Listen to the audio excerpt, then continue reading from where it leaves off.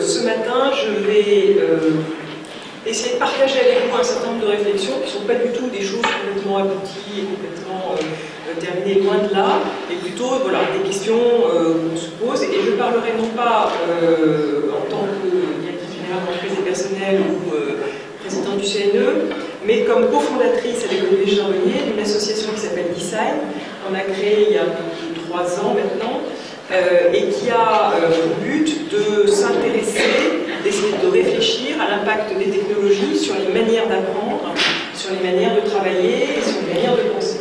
Voilà. Donc c'est un lieu tout à fait informel, tout petit, microscopique, où simplement on est très focalisé sur cette question, et où évidemment, vous pensez bien que tout ce qui se fait ici est pour nous une source permanente d'intérêt et de réflexion. C'est juste pour préciser, cette association Design, c'est à la fois un lieu qui réunit des entreprises, des porteurs de projets, des chercheurs, dont la majorité d'ailleurs ne viennent pas des sciences de l'éducation, je peux préciser, et c'est un lieu de veille et c'est un lieu aussi de mise en confrontation d'expériences qui relèvent du milieu de l'information, pour essayer de voir comment ça peut nous faire réfléchir à la façon dont la société se transforme sous module. Et en Francis, bien régulièrement aussi à Design, on est tout à fait dans cette logique-là, d'essayer de comprendre comment d'autres métiers, d'autres lieux peuvent nous amener à comprendre ce qui est en train de se transformer grâce aux causes des technologies. Voilà, et je voudrais juste aussi dire que je suis directrice de recherche à Nanterre, au CREF, dans l'équipe de Philippe Carré avec Bernard Bourdin, et que c'est aussi un peu à la croisée de ces deux lieux-là que je vais vous présenter ces réflexions qui sont, je crains qu'elles nous paraissent déjà un peu peut-être anciennes, puisque effectivement ce bouquin est sorti il y a quasiment 1 an, et qu'on est plutôt maintenant en train d'écrire le suivant. Celui sur lequel je vais appuyer s'appelle Faut-il encore apprendre, et on se demandait s'il faut encore travailler. C'est le suite du roman. Voilà. Alors, là aussi, juste en introduction, vous dire que cette présentation et ce bouquin, évidemment, il ne s'adresse pas à des gens comme vous. Donc, évidemment, c'est un peu décalé. Il s'adresse plutôt à des gens qui ne sont pas forcément, n'ont pas forcément le temps de réfléchir à tout ce que vous éthique, et qui continuent à se demander voilà, comment est-ce qu'il faut apprendre à l'école, en formation continue, etc. Mais qui évidemment n'ont pas votre maturité par rapport au sujet. Donc vous excuserez le démarrage en tout cas. Voilà, parce que ça s'adresse plutôt à un public que j'ai envie de dire. Alors le premier point, moi j'ai un... Oui, ça, pour la question. Voilà. Là, c'est suivant. Oui. N'importe où. Alors, la question qu'on pose dans ce bouquin, dans ce livre, c'est de se demander comment est-ce que ce qui se passe dans la société en général, hein, non pas dans le champ de la formation, mais bien dans la société en général, a un impact, enfin, modifie le rapport au savoir, ce que ça veut dire qu'apprendre, pour des gens qui sont de plus en plus confrontés, habitués à utiliser l'éthique, non pas de manière exceptionnelle, mais vraiment dans des utilisations quotidiennes. Pour le dire en d'autres termes tout simples, c'est comment Internet a modifié le rapport au savoir dans cette société et quel impact ça peut avoir. Le premier point, c'est évidemment d'essayer de caractériser cette société cognitive, dont on parle depuis fort longtemps, et qui, sur le plan, en tout cas de ce qui moi m'intéresse, c'est-à-dire tout ce qui est rapport de l'information, est très souvent caractérisé comme une société d'infobésité, c'est la question essentielle aujourd'hui, qui n'était pas celle qu'on se posait il y a 55 ans, donc les choses vont quand même très vite, c'est celle de ce trop-plein d'informations qui devient un thème de plus en plus présent, récurrent, avec même d'ailleurs un basculement très fort du côté de mais tout ça en vidéo, mais mon Dieu, on devient tous débiles parce qu'on a trop d'informations et on ne sait plus faire. Donc voilà, il y a tout ce discours qui est en train d'émerger fortement là, dans la société civile autour de l'infobésité. Et une étude moi, que je trouve intéressante, alors sachant que ces études, il y en a une qui sont tous les jours, mais celle-là, je trouve assez intéressante. On avait regardé comment se passait ce fameux trafic d'information. Et ce qu'on avait constaté chez les gens, encore une fois, plutôt venant, c'est que 70% 10% du temps consistait à chercher l'emplacement de l'information. Quasiment les 3/4 du temps, c'est où peut être l'information que je cherche. 25% isoler l'information dans la multitude des informations que je trouve une fois que j'ai fait un remplacement. 4% à consulter ce que j'avais trouvé. Et puis finalement 1% à être plutôt dans une posture de dire mais au fait, qu'est-ce que ça veut dire ce que j'ai trouvé? Comment est-ce que je lui donne du sens? Comment est-ce que je me rapproche à la question initiale que j'avais posée? Donc on voit bien dans ce type d'études la perte incroyable de temps. Alors est-ce qu'il faut une perte? En tout cas, il y a quelque chose qui effectivement semble assez peu efficace si on imagine que traiter d'info, c'est comprendre ce qu'on est venu chercher. Deuxième information pour caractériser un peu ce trop-plein, étant donné la rapidité avec laquelle les pages web se créent tous les jours, effectivement aujourd'hui il y a un certain nombre de gens qui disent de toute façon on ne sait même plus compter les informations sur le web. Il y a quelques années on vous donnait encore des chiffres. Aujourd'hui, dans la plupart des cas, on ne sait plus dire combien il y a d'informations sur le web, que c'est d'ailleurs une information qui a de moins en moins d'intérêt, donc c'est pas ça la question. Donc on a vraiment là aussi, vous voyez, d'emblée un rapport à cette espèce de flux d'informations qui a quand même évolué rapidement. Comment est-ce qu'on peut caractériser cette société? Comment est-ce qu'on peut donner un certain nombre de points qui me semblent essentiels? D'abord, la première chose, c'est le fait qu'on est dans ce flux d'informations à être continu. Ça veut dire qu'on n'arrête pas de traiter des informations. Ce n'est pas une activité isolable, séparée, indépendante de ce qui peut nous arriver. Quand vous allez prendre le train, le métro, quand vous allez travailler, quand vous êtes en train de travailler, vous n'arrêtez pas d'être soumis à ce flux d'informations, ce qui a sans doute été plus ou moins le cas avant, mais en tout cas, là, il y a, étant donné la dose d'information, il y a quand même quelque chose d'assez important qui vient de se passer. Les phénomènes d'immédiateté et de simultanéité qui sont pas d'ailleurs tout à fait identiques, mais qui sont là aussi pour moi une caractéristique évidemment très importante et qui a été largement soulignée, donc je n'y reviens pas, mais cette espèce de besoin d'être immédiatement dans la réactivité par rapport à l'information qui vous arrive, le fait de ne pas pouvoir attendre pour réagir, de ne plus savoir, simplement ne pas répondre, ne pas réagir, ne pas changer l'information. Autre point qui me semble absolument déterminant dans tout ce qu'on peut réfléchir sur ces sujets-là, c'est évidemment tout ce qui se passe autour du virtuel et du réel. Là aussi, c'est des choses qu'on a vu monter, mais très rapidement, finalement, avec, je trouve, une question vraiment tout à fait fondamentale sur qu'est-ce que c'est qu'aujourd'hui le réel pour des gens qui vivent beaucoup dans un monde virtuel. Est-ce que c'est pas ça le réel? Est-ce que c'est pas quand on n'a pas été éduqué dans ce monde virtuel qu'on a tendance à faire cette distinction? Mais est-ce que cette distinction vaut vraiment et jusqu'où vaut-elle? Qu'est-ce que ça signifie vraiment? Le réel, est-ce que c'est la dimension physique?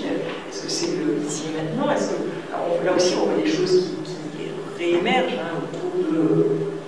il faut mettre les gens dans des vraies relations, de vraies interfaces, avec des vraies choses concrètes. Il faut, vous voyez bien, y compris dans le monde de la formation, le retour de toute une série de pratiques pédagogiques autour du faire pour du vrai, le succès d'un bouquin comme le carburateur. Enfin, on voit bien comment cette question du virtuel et du réel traverse toute une série de réflexions, avec tantôt l'envie de dire le virtuel finalement c'est pas bien, il faut absolument redonner aux gens du réel entendez par là du physique. Voilà. Et puis, pas d'autres moments, quand on s'adresse d'ailleurs à une génération plus jeune, qui disent mais cette distinction ne vaut pas pour moi. C'est-à-dire que pour moi, c'est tout à fait vrai ce qui se passe sur Facebook et c'est aberrant de dire que le virtuel ne serait pas du réel. C'est simplement un autre réel auquel vous n'avez pas accès de la même manière. Donc là, il y a un vrai débat de société. Enfin, je trouve que c'est une question absolument déterminante et qui fait certainement que le Parlement, y compris dans les entreprises, on a vraiment des chocs intergénérationnels avec souvent derrière cette question-là. Autre point qui me semble également marquer fortement ce qui est en train de se passer, l'importance de tout le champ émotionnel, esthétique, le fait de dire que ces technologies, c'est évidemment, quand on dit que c'est du traitement de l'information, parce que c'est l'entrée par laquelle on entre ici, c'est une toute petite vision de ce qui est en train de se passer et que plus ça va, plus on est obligé de réfléchir aussi à la force émotionnelle de cet univers Internet intellectuelle pour le vite. La force émotionnelle appuyée très souvent sur l'esthétique, sur le ludique, avec des choses quand même d'une beauté absolument incroyable, en particulier dans l'univers du jeu vidéo, j'y reviendrai, avec du coup aussi souvent de fortes différences avec ce qui se passe dans l'univers professionnel, où justement ces dimensions émotionnelles, esthétiques sont moins présentes, et où du coup le ludique paraît quelquefois un peu pauvre et pas très ludique, parce que je pense que effectivement ces trois aspects sont très souvent liés au quotidien, et que du coup quand on n'a plus cet ensemble émotionnel de l'esthétique, bon, avec en même temps, en termes aussi de société, des tas de phénomènes d'addiction qu'on ne comprend pas très bien encore. On nous parle toujours des capables, il y en a, évidemment, mais je pense que les addictions sont beaucoup plus subtiles et beaucoup plus banales, quelque part, et que ce besoin d'être, par exemple, avec des sources d'information simultanées, est quelque chose qui commence vraiment à marquer les générations préadolescentes ou adolescentes, où on voit bien qu'il y a une forme d'addiction au fait d'avoir en même temps le portable, Facebook, la télé, et c'est bien du en même temps, et si on commence à couper trop de sources et à vouloir se polariser sur une source, ben, il y a un manque, il y a un certain manque. Et ça, je pense qu'on n'a pas encore tout compris de tout ça, hein, parce que ce qui, pour nous, peut apparaître comme une sorte de surcharge et de brouillard, très nettement fabrique autre chose pour des générations qui sont complètement habituées. Bon, et puis toute la question, évidemment, des réseaux sociaux, alors il y a de très bons bouquins qui sont sortis ces derniers temps, je ne vais pas développer ce point-là, mais là aussi, je pense qu'il y a vraiment des choses essentielles à comprendre. Voilà, comprendre ce qui se passe au-delà de Facebook, comprendre ce qui se passe avec ces réseaux, comprendre comment ça agit, comment ça génère aussi des choses qu'on connaît bien, qui sont les grands classiques de la sociologie, c'est-à-dire aussi des phénomènes d'exclusion tout autant que des phénomènes d'inclusion. Donc, voir aussi comment, d'un point de vue sociologique, ces réseaux marchent, fabriquent des types de relations qui restent encore une grande ambiguïté. Voilà, donc simplement pour vous dire que tout ce que je peux vous dire par ailleurs, pour moi, s'inscrit dans ce contexte, il n'y a rien d'original dans ce que je vous dis. Simplement, c'est bien avoir tout ça en tête en même temps qu'on parle des questions de société cognitive. Je pense que c'est la conjonction de tout ça qui fabrique effectivement une société différente. Et du coup, la question qui nous intéresse plus spécifiquement aujourd'hui du rapport au savoir, du rapport à apprendre, évidemment ne peut pas se déconnecter de l'ensemble de ces phénomènes. Donc on ne peut pas isoler la question d'apprendre de tout ce qui est en train de bouger autour de ça. Et voilà, pour moi c'est vraiment, pour nous, je parle de nous, on avait des charbonniers, c'est ce contexte-là qui nous semble important à prendre en compte pour nous demander comment est-ce qu'aujourd'hui, comment aujourd'hui, demain, on apprendra, est-ce que ça signifiera que d'apprendre. Je vais très vite sur cette question-là, mais je pense qu'il faut aussi le rappeler. La déconnexion, dans la plupart des cas, de l'institution école. Je ne parle pas évidemment de personne enseignante, hein, je parle bien de l'institution école, qui dans l'ensemble vit sur un modèle très cohérent, hein, mais qui a finalement très peu évolué. On voit bien que ça craque un peu de tous les côtés, on voit bien qu'il y a des tas de difficultés, énormément d'enseignants qui s'interrogent en profondeur sur le modèle dans lequel ils sont mis, mais néanmoins, quand vous regardez très concrètement ce que c'est qu'un modèle scolaire aujourd'hui, ce que c'est qu'un curriculum dans une matière X ou Y, ce qu'on attend d'un élève, les consignes, quand vous regardez de manière précise comment se déroule l'enseignement en classe de CM2, de 4e ou de seconde, vous vous rendez compte que le modèle de bilan est toujours le même, et qu'il y a là un rapport au savoir, on continue à expliquer qu'il y a des disciplines, qu'on rentre par des disciplines, qu'il y a des connaissances à acquérir, il faut les mémoriser, que la science c'est ce qui est tout en haut, tout en haut, tout en haut, et que la science c'est ça, et tant de choses, etc. Donc, c'est quand même un modèle très construit, très consistant, très cohérent. Ça fait des décennies qu'il est remis en cause et critiqué, néanmoins il résiste. Il résiste très concrètement au quotidien. Et effectivement, en dehors de se reproduire avec une sérénité complète, indépendamment de ce qui se passe autour. Et c'est vrai que là aussi, il suffit d'aller à l'étranger pour se dire que pourtant on peut faire autrement. Hein. Il y a quand même d'autres manières de penser l'école.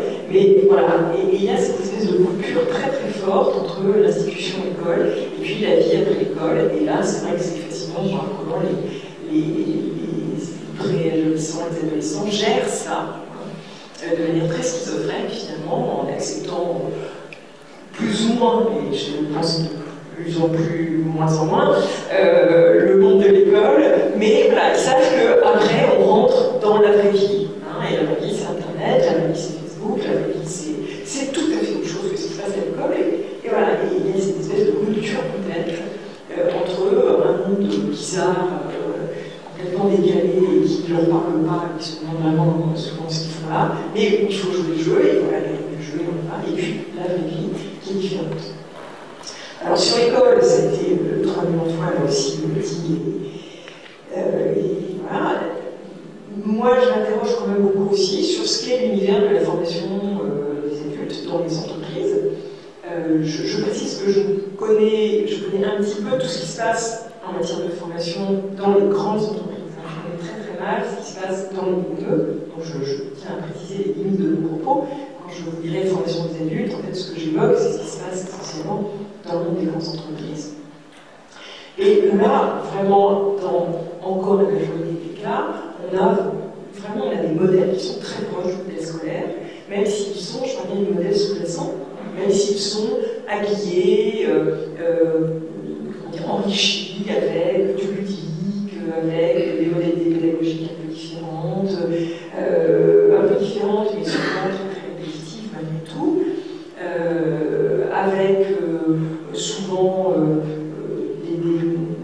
des processus pédagogiques hyper stéréotypés qui reviennent toujours les mêmes. Dans la plupart des cas, on a quand même le fameux module de 3 jours, on a l'exposé, le travail en sous-groupe, la restitution en grand groupe, et puis ensuite on recommence. Quand on regarde un peu dans les détails ce qui se passe vraiment dans la formation d'adultes, je trouve que c'est pas très créatif, c'est pas très innovant, et ça ne s'est pas laissé beaucoup entamer par les nouvelles technologies, en dehors évidemment du sujet que vous connaissez mieux que moi, qui est celui de ce qui peut exister autour de la formation à distance ou du learning. Mais là, je suis juste pour provoquer le débat. Dans un certain nombre de grandes entreprises, je pense que l'utilisation des technologies n'a pas en fait perturbé profondément le modèle dominant. Il a plutôt été utilisé comme une sorte de complément, voilà, mais qui n'a pas vraiment perturbé. Évidemment, ce n'est pas du tout le cas partout, mais il y a un certain nombre dans la majorité des entreprises avec lesquelles en tout cas je travaille, la révolution n'a pas eu lieu.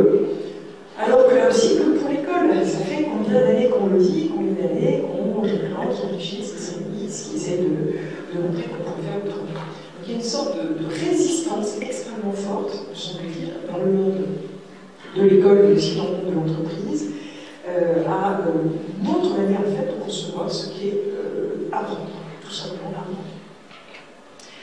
Mais ça, c'est juste penser le débat tout à l'heure, parce que j'espère que je me trompe complètement là-dessus. Bon, partant de ça, l'idée de ce travail qu'on fait dans cette association, c'est de se dire, ok, on dit qu'Internet change le rapport au savoir qu'on apprend, mais ça ne change pas tout. Qu'est-ce que ça change? Qu'est-ce que ça ne change pas? Qu'est-ce qui est en train de se passer? Et encore une fois, c'est des choses qu'on regarde là en ce moment, hein, donc on a très peu de recul, donc c'est plutôt des hypothèses, je pense que je vous propose, hypothèses qui certainement évolueront dans les années à venir. Dans ce nouveau rapport au savoir, on a cherché à caractériser. Qu'est-ce qui est différent? Comment est-ce qu'on peut mettre des mots un peu plus précis là-dessus pour pouvoir commencer ensuite à réfuter, à valider, poser quels sont un peu les débuts de commencement d'hypothèses qu'on peut poser sur ce qui caractérise ce nouveau rapport au savoir. Il y a trois aspects sur lesquels on a essayé de poser les choses, et puis c'est pas du tout exhaustif, hein, je pense que là aussi c'est un début de travail. Première chose, il nous semble que ce qui caractérise ce nouveau rapport au savoir, c'est le fait qu'on est de plus en plus dans un rapport de délégation. Et c'est un énorme chamboulement. Hein. effectivement, c'est savoir, ça n'est pas contrôler des choses qui se passent dans la tête. Jusqu'à peu de temps, en fait, savoir, c'est ça, renvoyer un sentiment de contrôle et de maîtrise, de connaissance, que je pouvais mémoriser et donc rappeler. Souvenez-vous tous les travaux sur mémoriser et rappel, hein, le rappel, voilà, toutes ces questions du rappel, et c'est ça quand on travaille sur le rapport au savoir. Et voilà, et là, il y a quelque chose qui est en train de bouger, qui fait que savoir, ça n'est pas avoir dans la tête des choses. Ça, c'est vraiment pas les mêmes choses, et c'est pas avoir. Vous voyez, connaître des tas de connaissances, des choses. Voilà, ça peut être à l'extérieur de moi, ça peut être dans des extensions de moi. Je peux totalement renoncer à la mémorisation en considérant que ce n'est pas ça le problème. Et du coup, vous pensez bien, quand je dis ça, je dis, mais alors qu'est-ce que ça veut dire, quoi, savoir, hein? Parce que si ça n'est plus ça, c'est quoi? C'est comme on l'a dit depuis longtemps, mais c'est savoir où est l'information. Ouais, peut-être que c'est ça, mais c'est certainement pas que ça. En tout cas, il y a vraiment, dans ce qui est en train d'émerger, une sorte de délégation de la connaissance, de la maîtrise, du contrôle de la connaissance, à des extensions finalement diverses et variées qui sont autour de moi et avec lesquelles depuis, quand j'ai aujourd'hui 12 ans, depuis que j'essaie d'apprendre des choses, elles sont à l'extérieur de moi, elles ne sont pas à l'intérieur de moi. Alors, je sais globalement où elles sont, et encore. Et c'est pas seulement savoir aller les rechercher, mais c'est savoir qu'elles sont quelque part, hein, et qu'elles sont toujours finalement accessibles. Donc il y a vraiment ce renoncement, une confiance incroyable dans l'accès en fait à la connaissance. Vous pouvez déléguer parce que vous savez que vous retrouverez facilement, en permanence, n'importe quand et à peu près n'importe où, et plus on avance et plus c'est n'importe quand et n'importe où, ces fameuses connaissances que je n'ai plus besoin d'en avoir. Donc savoir, ça n'est pas maîtriser, contrôler les choses. Deuxième point qui nous semble extrêmement important quand on fait parler de toutes ces personnes d'âge différent, c'est que finalement, le savoir n'est pas quelque chose de stable. Là aussi, on mesure mal la rupture.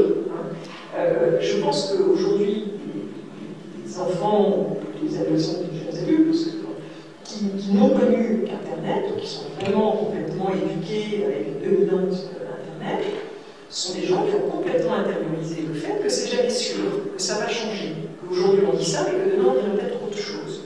Que si aujourd'hui on dit ça aux États-Unis, on dira peut-être pas la même chose en Chine demain. Et que personne n'a tort et personne n'a raison. Et ça, c'est absolument fondamental. Hein. Moi qui suis vieille, il y avait des gens qui savaient et des gens qui ne savaient pas. Et en gros, les gens qui savaient, c'était les scientifiques. Et ils avaient fait des études. Je parle bien évidemment, j'avais précisé au départ, du savoir, de néo savoir, au sens générique, transversal, général, savoir qui, je ne parle pas de ça, hein, je parle bien de ce que c'est, des sachants, des savoirs, etc. Aujourd'hui, quand vous interrogez les gens, c'est pas construit comme ça. Hein. C'est pas construit avec ceux qui et puis ceux qui pas. C'est pas construit avec là il y a la vérité et là il n'y a pas la vérité. Regardez, on y reviendra, mais un phénomène de Wikipédia, il est fascinant, il est complètement fascinant, parce que Wikipédia n'aurait jamais pu avoir d'existence au-delà des questions technologiques. Et dans la représentation que j'ai du savoir, Wikipédia est vraiment un truc complètement passionnant. Oui, le savoir, finalement, il se construit avec des gens qui ne savent pas, qui savent un peu, un petit bout. Et puis finalement, l'autre va contre dire, c'est de ce débat que l'être a une troisième, et puis on va compléter, et puis on va se tromper, et puis oui, on va rectifier, puis ça va, et puis c'est ça le savoir. Il n'y a pas de problème. Et quand vous avez tous les professeurs qui disent aux gamins, vous savez, ok, là c'est pas sérieux, faites très attention, méfiez-vous, oulala, il n'y a pas de contrôle. C'est juste normal. C'est ça le savoir. Vous voyez, la conception même de ce que c'est que le savoir intègre aujourd'hui le fait que c'est plus dans la tête et qu'en plus, c'est un machin qui bouge. C'est quelque chose d'instable et c'est quelque chose dans lequel j'accepte qu'il y ait une part d'incertitude. Et ça ne me dérange pas. Savoir, c'est pas être sûr. C'est accéder à des choses qui vont bouger. Voilà. Et alors en même temps, ça va donner aussi tout un comportement par rapport à voilà, qu'est-ce qui peut m'assurer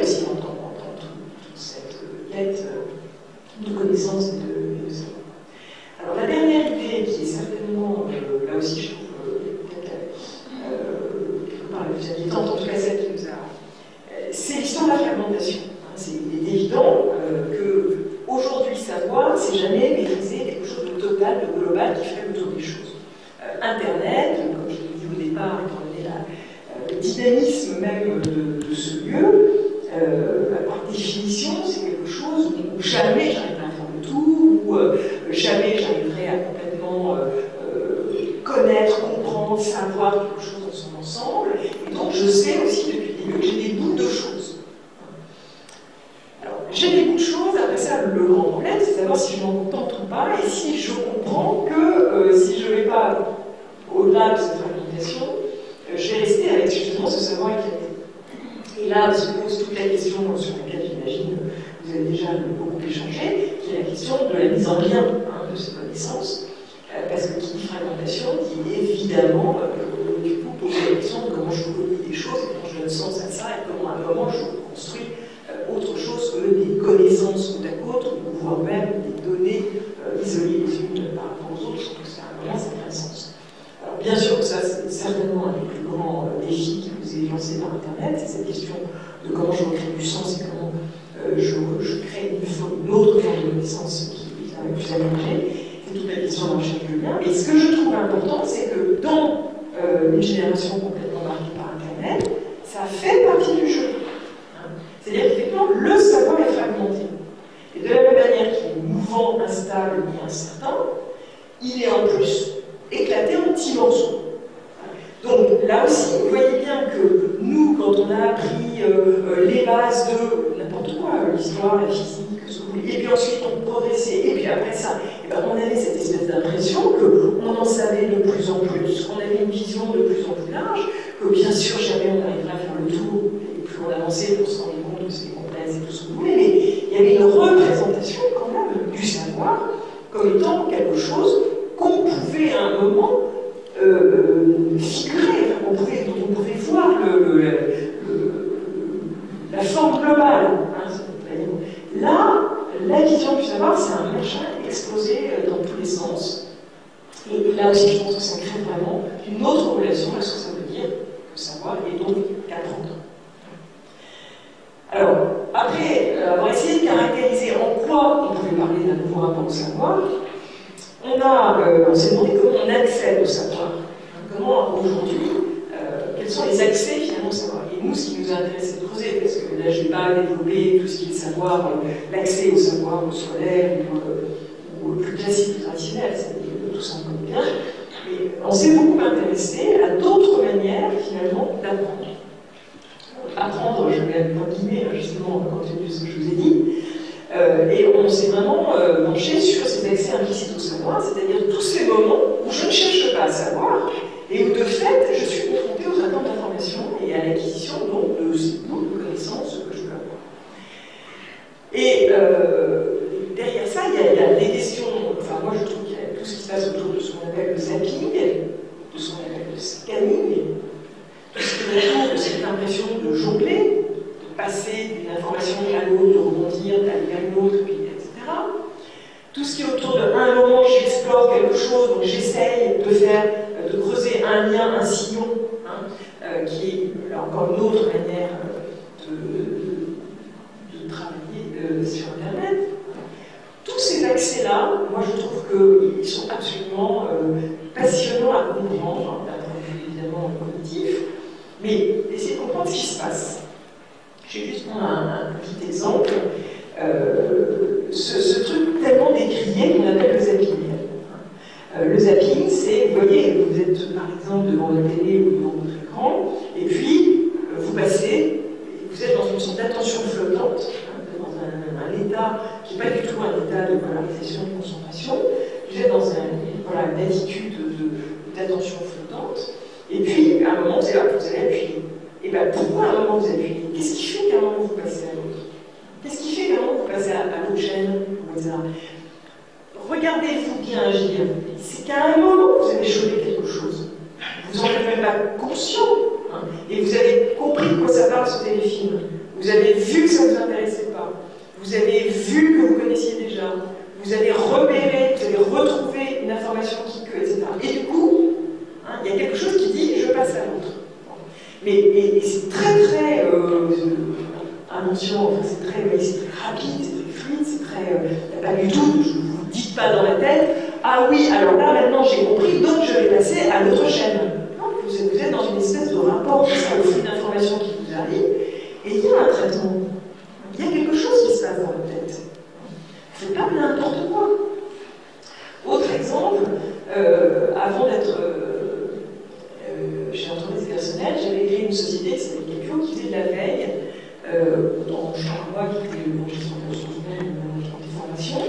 Et j'avais eu la chance d'embaucher quelqu'un qui n'avait jamais fait ça, en fait, et qui avait une capacité de scanning absolument incroyable. Elle était capable de rester 6 heures devant l'écran. Vous la regardiez comme ça, vous avez l'impression qu'il ne se passait pas grand-chose. Et elle était capable, effectivement, de vous sortir l'information nouvelle, le truc différent, de repérer pourquoi dans ce site il y avait un machin qui avait à voir avec l'autre qu'elle avait vu hier. Et elle avait l'air d'être complètement pas très active, vous voyez, un peu, on regarde comme un peu vague. C'était génial. Elle a été d'ailleurs observée avec des recherches médicales parce qu'elle avait vraiment développé, alors ça lui a pris 1 an et demi à peu près, et au bout d'1 an et demi, elle avait vraiment développé une capacité de percevoir des informations, de discriminer en fait certaines informations, avec pourtant cette pratique de justement pas les chercher, et c'était très intéressant de la faire parler sur comment elle faisait pour faire ce travail de recherche d'informations différentes qui allait être importante, ce qu'il fallait qu'elle sache déjà pour y arriver, les représentations qu'elle avait de ce qu'elle cherchait, et on voit bien, je pense à ce cas-là, parce que j'en ai pu vraiment comprendre de manière, on voit bien qu'elle a vraiment des capacités tout à fait intéressantes qui sont en train de se développer et qui deviennent de plus en plus essentielles et qui permettent effectivement d'avoir des accès à un récit de savoir qui n'ont à peu près rien à voir avec lire un bouquin, mémoriser quelque chose, le formaliser, le redire, enfin tout ce qu'on a nous connu dans ce que ça veut dire qu'apprendre, est-ce que ça veut dire accumuler du savoir. Bon. Donc, c'est pas pour. J'ai pas du tout fait le tour, c'est simplement pour vous dire, je pense qu'il faudrait qu'on s'interroge vraiment à comment aujourd'hui existe toute une série d'accès au savoir qui sont non reconnus, pas forcément reconnus comme ça, et qui, pourtant, par rapport justement à ce que vivent cette génération, sont bien des modalités d'apprentissage qui vont, à mon avis, être de plus en plus importantes. Et si nous, dans le monde de la formation, on n'essaie pas de comprendre ça et de regarder ce qui se passe, on risque quand même de passer à côté de quelque chose, en tout cas, quand on voudra faire la conception pédagogique, parce que si on n'intègre pas ça, on risque d'être complètement décalé avec les pratiques cognitives et le rapport au savoir des gens. Du coup, troisième question qu'on s'est posée, après avoir essayé de caractériser ce rapport au savoir, après avoir essayé de se demander mais comment et où et de quelle manière on apprend, on s'est dit, bon, c'est quoi les enjeux? Qu'est-ce qu'il faudrait qu'on fasse là en ce moment? Je ne dis pas que dans 5 ans on verra la même chose. Mais là en ce moment, comment est-ce que du coup on peut dire des choses en formation d'adultes, en formation, tout ce qui est éducation de nos propres enfants, voilà. Qu'est-ce que tout ça nous apprend et comment est-ce que nous qui réfléchissons aux questions de pédagogie, on peut sur cette base-là proposer des choses et essayer de commencer à réfléchir. Alors il y a 3 pistes sur lesquelles on a bossé.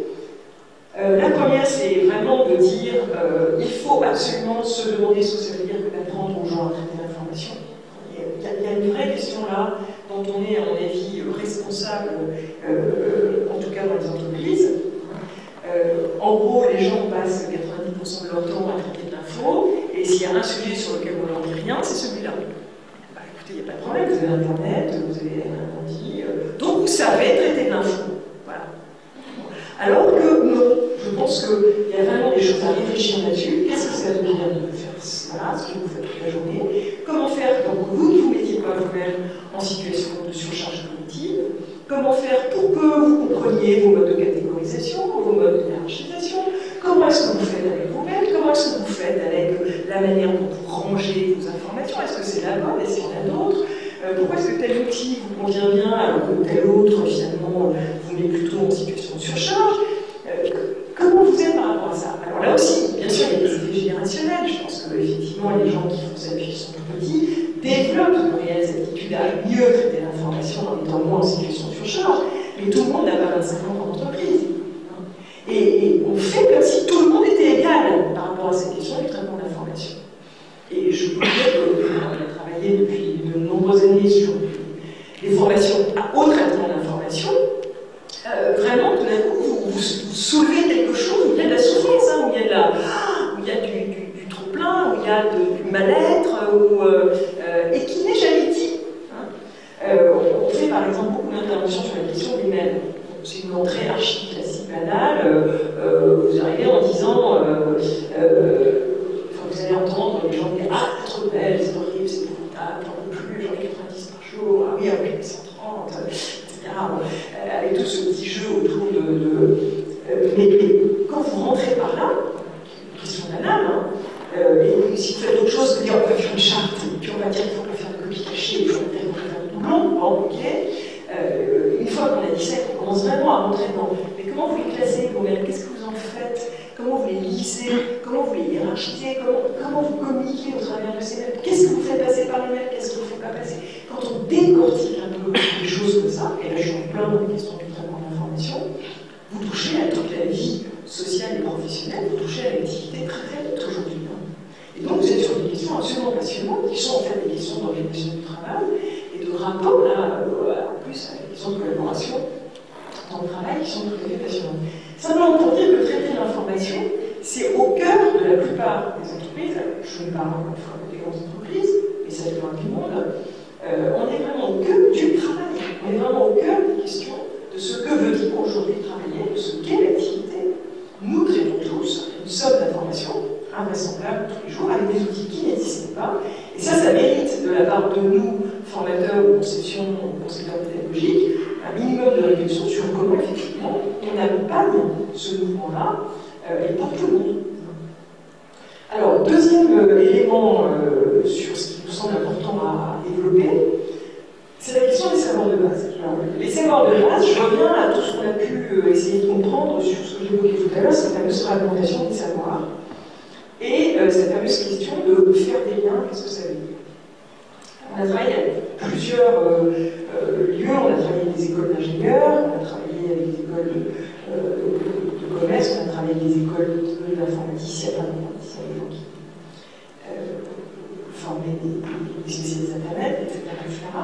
Et à chaque fois, on leur a demandé, on leur a juste posé une question en leur disant mais qu'est-ce qu'il faut savoir pour suivre, pour comprendre un minimum de cours, pour suivre, pour faire, etc. Qu'est-ce que vous demandez aux gens de savoir?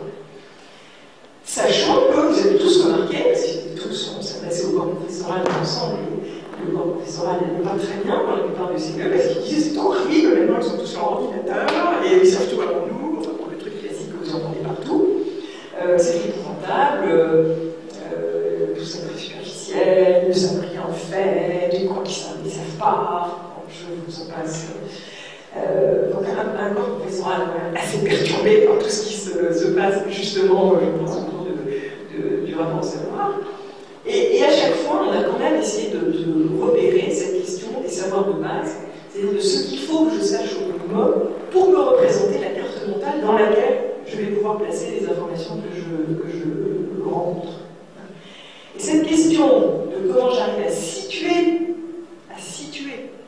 les informations les unes par rapport aux autres, y compris les informations que je ne connais pas encore, cette représentation mentale de la carte, cette représentation mentale de ce qui me permet de faire ces fameux liens, moi je pense que c'est une des questions les plus importantes aujourd'hui, les plus difficiles, parce que voilà, c'est compliqué tout de suite. Enfin, moi, je n'ai pas trouvé la réponse. Une fois qu'on a dit, évidemment, savoir lire, compter, écrire et taper sur son ordi, on n'a pas tout dit. Qui dit ça? Qui dit ce que sont les savoirs de base? C'est qui? C'est les grands professeurs? C'est l'université? C'est qui va dire, voilà les savoirs de base qu'il faut maîtriser pour pouvoir apprendre avec Internet? Alors c'est une question absolument fondamentale. Est-ce que ce que l'école est la vérité aujourd'hui? Est-ce que c'est une part de la vérité? Est-ce qu'il faut aller regarder ailleurs? À qui donner les moyens de cette réflexion? C'est quoi les savoirs de base qu'il faut avoir en mathématiques aujourd'hui? Imaginons simplement, pour entrer dans l'entreprise, C'est quoi les savoirs de base qu'il faut avoir en histoire? Est-ce qu'il faut avoir des savoirs de base en histoire? Vous voyez à quel point on peut très vite tomber dans des questions idéologiques, où là, on essaie de défense parce que c'est une évidence que, ou dans des postures disciplinaires. Et disciplinaire, je vous laisse dire, c'est quand on a voulu faire bosser ensemble des professeurs de mathématiques qui faisaient passer les concours, entrer dans les écoles, machin, etc. Mais déjà entre eux, ils n'arrivaient pas à se mettre d'accord. Entre c'est la règle de 3 ou c'est le théorème de machin, ou etc. Non, non, s'ils ne savent pas ça, on ne peut pas y arriver. On ne peut pas y arriver pourquoi, pour faire quoi, pour apprendre quoi. Enfin, vous voyez. Donc dès qu'on commence à dire il faut maîtriser les savoirs de base, on est d'accord, hein, oui, oui, c'est essentiel pour arriver à faire des liens sur Internet, mais c'est quoi ces savoirs de base et comment on va les faire acquérir?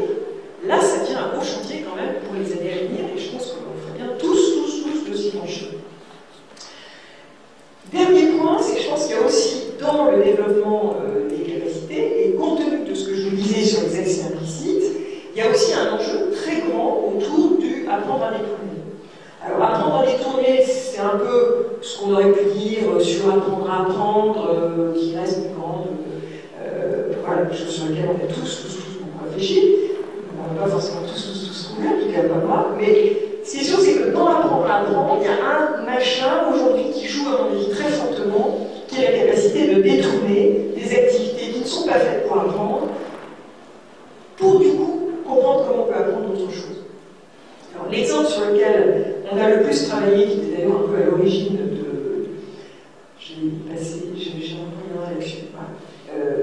Sur lequel qui est un peu à l'origine de toute cette aventure que je vous raconte, ce sont les jeux vidéo. Aujourd'hui, c'est devenu relativement banal, mais il y a 4-5 ans, ça allait moins. Ce qui nous a, nous, beaucoup passionnés, c'est d'essayer de comprendre les capacités cognitives qui se développent au travers des jeux vidéo.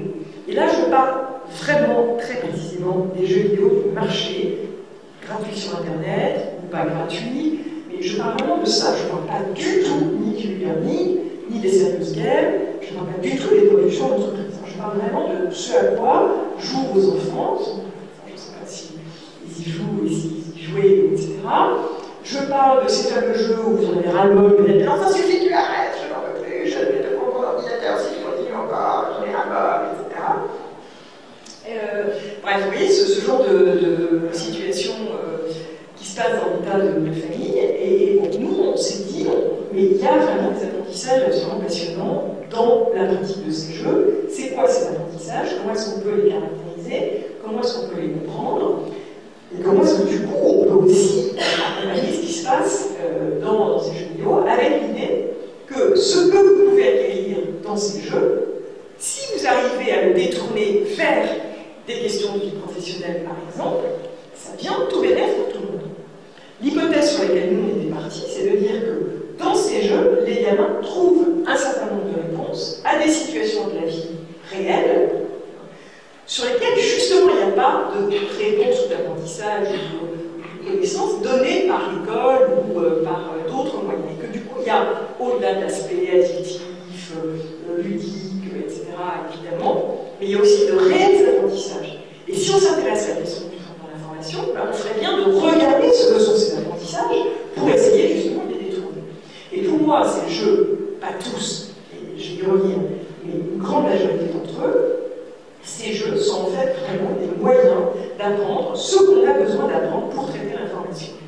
Et c'est le moyen de mettre le doigt sur ces fameuses capacités cognitives qui sont tellement difficiles à nommer, à sentir, à ressentir et à développer. Et tout d'un coup, par le biais des jeux vidéo, ben, vous faites comprendre ce que sont ces capacités cognitives indispensables pour le traitement d'informations. Quand vous regardez, je vais prendre l'exemple de World of Warcraft, que je pense que vous connaissez à peu près tous, hein, je prends un jeu les plus connus, donc je pense que là-dessus il y aura une représentation dans cette salle. Quand vous regardez un jeu comme celui-là, et ceux qui sont en train de le monter, hein, puisque là il y a une légère chute, vous avez pu regarder ça, il y en a d'autres qui Starcraft, comme ça, hein, Starcraft 2, enfin voilà. Donc, vous êtes complètement fasciné au bout de 5 minutes. Parce que vous voyez votre gamin, votre ado, qui est capable de gérer du multitâche en permanence, Donc ça, déjà, le multitâche, c'est une réalité de la vie professionnelle de tout le monde. Qui ici n'est pas en multitâche? On est tous tout le temps en train de faire 3 trucs en même temps. Ben, eux, ils apprennent à le faire à partir de 7 ans grâce à ces jeux. Voilà, déjà, tout petit, vous apprenez en même temps à regarder sur la carte qui vous dit comment les choses se positionnent, en même temps à suivre votre avatar, tout en regardant si les ennemis sont comme ci, comme ça, tout en étant en train de gérer les points, les machins, les ceintures, les sous tout en regardant ce qui se passe de l'autre côté du monde de Warcraft, là où vous n'êtes pas, parce qu'en même temps vous pouvez y avoir accès, et vous avez toutes ces informations en même temps. Ils sont très forts, hein. Après ça, vous allez avoir une manière de réagir de manière très très rapide à l'information, avec vraiment un développement de la réactivité tout à fait particulier. Vous êtes capable de développer des bouts de stratégie par rapport, alors ça c'est peut-être un peu moins haut, mais c'est un peu plus par exemple Warcraft. Bon, et puis quoi? Et puis très vite, vous jouez avec des copains. Hein. Très vite, vous jouez avec des gens que vous ne connaissez pas, que vous ne voyez pas. Certains vous les connaissez, d'autres pas. Il y a des avatars, il n'y en a pas. Il y a des, etc. Des pseudos, il n'y en a pas. Et ça, c'est l'univers dans lequel vous allez être. Parce que de toute façon, c'est comme ça que ça se passe. C'est possible dans votre réseau relationnel très rapidement. Et que si vous ne savez pas gérer votre réseau relationnel sur Facebook, vous êtes très vite mort. Donc il y a aussi des apprentissages sociaux. Comment je joue avec un tel, comment je me mets en équipe, comment... Bref, regardez, allez jouer avec vos gamins, regardez ce qu'ils font, vous allez être papa. Et c'est beaucoup plus difficile que de lire un bouquin.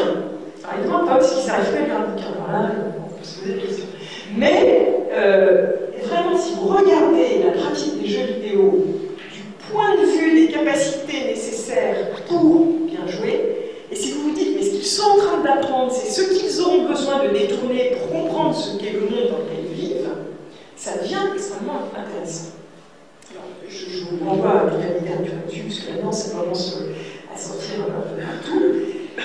Mais moi, je crois vraiment qu'on a intérêt à regarder, à être à côté, et, parce que c'est ça qui leur manque en fait, à mon avis, et à verbaliser. Hein, et à mettre des mots sur ce qui se passe. Et si vous regardez ça comme ça devient vraiment absolument passionnant. Alors, je ne vous parle pas de Mario Kart, je ne vous parle pas de la course de bagnole, je ne vous parle pas de boum boum boum, je tue tout le monde, et puis j'en tue, bien que là aussi, malheureusement, il y a des choses. Bien sûr, hein, je ne parle pas de n'importe quel jeu, mais je ne vous parle pas non plus de SimCity ou du jeu dit de stratégie. Alors là, pour donner à nos enfants en disant c'est bien, c'est pas vraiment intelligent, c'est un peu comme les échecs. Non, je ne parle pas non plus de ça. Hein. Je vous parle vraiment de ce vers quoi ils vont. Après qu'ils aient fait pendant un an boum, ils ont aussi ras-le-bol, ils ne sont pas complètement idiots, et ils vont aussi chercher d'autres choses, et du coup, là, ça devient absolument passionnant. Alors, bien sûr, il y a des phénomènes d'addiction, bien sûr, ça peut être dangereux, comme tout, comme à peu près tout, et bien sûr, c'est à nous de contrôler que ça ne dérape pas sur n'importe quoi. Mais néanmoins, voilà un exemple de détournement, et moi, fort de ce regard-là, ça fait maintenant des années que je fais jouer dans les entreprises les gens à ces jeux vidéo, ces mêmes jeux vidéo, y compris des gens qui n'ont jamais touché à un jeu vidéo, et je peux vous dire qu'en 2 heures, ils comprennent plein de choses, ils sont capables de mettre les mots sur ces capacités cognitives, et de comprendre comment, ah bah tiens, c'est marrant, ça ressemble à ce que je fais au boulot, parce que ci, parce qu'il y a ça, parce que ça, j'y arrive pas, parce que je comprends pourquoi, etc. Donc vraiment, je crois que c'est des univers qui ne sont pas là complètement par hasard, et qu'il faut vraiment creuser. On a beaucoup de choses à apprendre, et ils ont souvent, ceux qui créent ces jeux vidéo, un grand temps d'avance sur nous, formateurs ou pédagogues, concepteurs, dans justement l'utilisation de tous ces outils. Alors je reviens en arrière sur ces fameuses capacités. Aujourd'hui, je suis peut-être trop long que j'ai bien fini, je vous rassure. Merci Francis. Là aussi, on a essayé de se dire, mais c'est quoi cette capacité cognitive? On voit bien que le traitement d'information fait appel à un certain nombre de choses, mais c'est quoi? On a tous une liste, une douzaine en fait, de capacités sur lesquelles on travaille, qu'on a finalement un petit peu regroupé dans ces 3 familles. Je ne suis pas sûre que ça tienne la route éternellement, mais en tout cas pour le moment c'est comme ça qu'on bosse. On essaye de se dire, il y a des capacités qui sont de l'ordre de l'ouverture mentale. Il est évident que, justement dans la pratique de ces jeux, parce qu'on a beaucoup travaillé à partir de ça, dans la pratique de ces jeux, il faut voir au-delà de ce qu'on me montre. Il y a la nécessité d'être dans une démarche d'intuition. Je ne sais pas pourquoi je vais là, mais j'y vais parce que finalement je sens que, voilà, pas formalisés dans la tête et qui sont de l'ordre de l'intuition, la curiosité évidemment. Vous regardez un gamin qui qui découvre un jeu, il va explorer de manière incroyablement rapide, incroyablement astucieuse, j'ai envie de dire, voilà, ça c'est bien une capacité. Vous, au début, vous êtes un peu collègue dans le machin, on commence par où? C'est jamais une question qui se pose. C'est n'importe quoi de dire je commence par où est le début et où est la fin. Non, là il y a vraiment des pratiques d'exploration qui sont tout à fait intéressantes. Donc il y a tout un paquet là autour de ce qu'on a nommé ouverture mentale. Il y a des capacités, alors c'est évident, autour de la polarisation, qui sont certainement celles qui posent le plus de questions et de problèmes aujourd'hui. Cela dit, moi je suis par rapport aux écrits de Carr, je trouve que passe aussi à côté de telle chose. En particulier, je pense que par exemple, il y a une réelle capacité à un moment de se focaliser sur quelque chose. Je suis d'accord, ça ne fait pas longtemps. Je ne dis pas forcément une focalisation pendant 3 heures, mais il y a une réelle capacité. Regardez les jouets, regardez comme un homme, nous on ne supporte pas hein, quand on les voit. Ils sont tendus, ils n'entendent plus rien. Ça, c'est de la focalisation à un moment donné. Hein, c'est une capacité de dire à l'intérieur de toutes ces stimulations, c'est ça que je regarde et je m'occupe de ça. Et ça, je suis sûre aussi que ça développe une forme de concentration qui n'est pas celle dont on a nous l'habitude. Oui, je prends un bouquin et je lis l'ensemble pendant 1 heure, c'est ça que j'appelle être concentré. C'est certainement pas la même concentration, c'est certainement des temps plus courts, c'est certainement. Et par contre, en termes de puissance de focalisation, je pense vraiment que c'est priorisation aussi. Hein. On a tellement besoin de savoir prioriser, mais je vous assure que dans ces jeux, on apprend à prioriser. Regardez là, pourquoi ils font ça d'abord et pourquoi ils s'occupent d'abord d'aller là, pourquoi est-ce qu'ils font venir machin, etc. Il y a aussi un apprentissage de ça. Sinon, vous n'arrivez pas au donjon, il n'y a rien à faire. Hein. Donc, il y a bien là quelque chose.